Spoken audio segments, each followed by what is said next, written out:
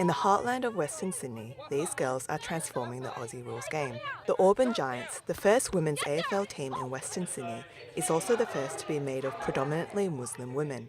I think for a lot of the women who'd played AFL, they'd say to us, they'd ask questions like, so we're on the football field and they'd be like, you're fasting, why are you fasting? How do you do it? What does that mean? So the conversations it generated, or you play in hijab, is it hot? Can you take it off? Who can you take it off in front of? Those conversations are so important, not just for the women who don't know anything about Muslim women, but also for the girls who are answering those questions.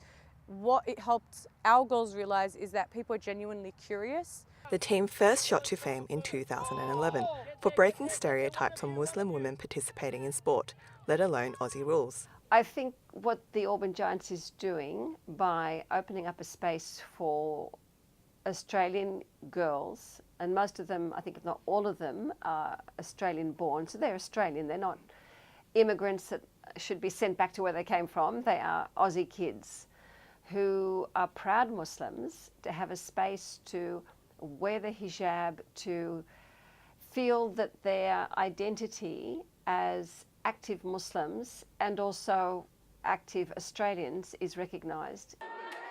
In Moorebank, the girls are celebrating the win of the opening game of the season. It's the first time in the Giants' history this has happened. Coach Christian Kun credits it to the team's vast improvement in emotional development on the field. Today we won the first game of the season for the first time ever. We beat a team by nearly 50 points, which would be one of the greatest margins that we've won by.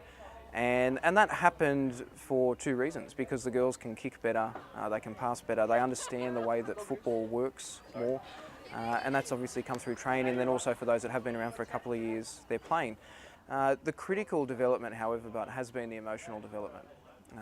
We had a pretty poor, whether it was right or wrong, reputation for losing our cool, for fighting on the field and that sort of stuff.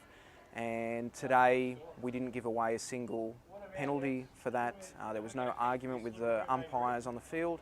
And we've also implemented a no swearing rule, which was employed for the first time today, which the girls adhered to easily.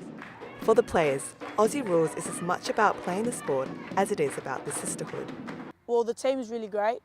They're really encouraging, they're really motivating. At one stage I was really lazy, so they helped me get back up, get into my fitness.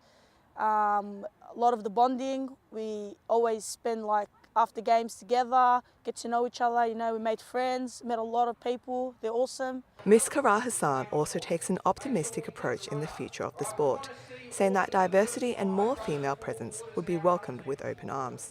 I feel like the representation has been positive. I think the coverage of women, Muslim women and women generally in sport has been positive. And for me, I want to grow that positivity, and I want to grow the profile of women in sport and just celebrate it because it should be celebrated. Amelia Zhao, Artemis Adventure Magazine.